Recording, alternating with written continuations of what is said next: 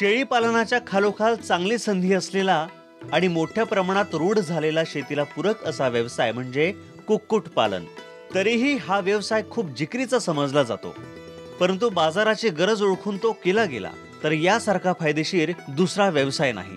कडकनाथ कोंबडीला बाजारात चांगली मागणी आणि मिळणारा दरही उत्तम आहे. ही गोष्ट हेरून रत्नागिरीचे अशोक वळंबे यांनी या व्यवसायाला सुरुवात केली आणि यश मिळवलं. एक कोंबडी 1 किलो 200 ग्राम ती 6 महिन्यामध्ये होते. पहिलं सुरुवातीचं पिल्लू येते ते 1 दिवसाचं पिल्लू असतं, त्याची किंमत 95 रुपयापासून ते 120 रुपयेपर्यंत होते आणि ती 6 महिन्यामध्ये तिचं 1200 ते 1500 अशा रीतीने विकलं जातं. आणि जी व्यक्ती खडकनाथ खाचं मांस सेवन करत असेल तीच व्यक्ती रिपीट करते आणि माउथ पब्लिसिटीने आज पब्लिक होत चाललेली आहे.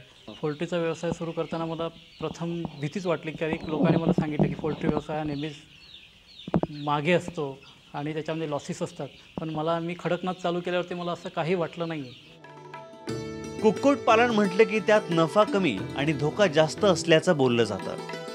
परंतु अशोक वळंबे गेल्या 4 वर्षांपासून कडकनाथ कोंबडी संगोपनाचा हा व्यवसाय करत आहेत. त्यांनी सुरुवातीला केवळ आवड म्हणून हा व्यवसाय सुरू केला. आज या व्यवसायातून त्यांना वार्षिक 13 लाखांचं उत्पन्न मिळत आहे.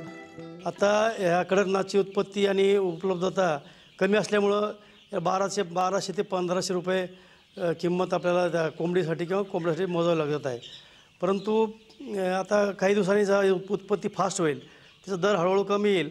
परंतु मागणी जास्त वाढलेत आणि दर असे टिकू शकतात. पण पुढचं भवितव्य ह्या कोंबडीच्या म्हणजे कडकनाथ कोंबडीला आणि विशेषतः कडकरत्न आम्ही जो ब्रँड करतो आहोत हिला चांगलं असणार आहे. आंबा आणि काजूचं मोठ्या प्रमाणात उत्पन्न घेणाऱ्या कोकणची आता कुक्कुटपालन आणि तेही कडकनाथ कोंबड्यांच्या संगोपनामुळे नवी ओळख होऊ पाहतीये. मुश्ताक खान, जय महाराष्ट्र, रत्नागिरी.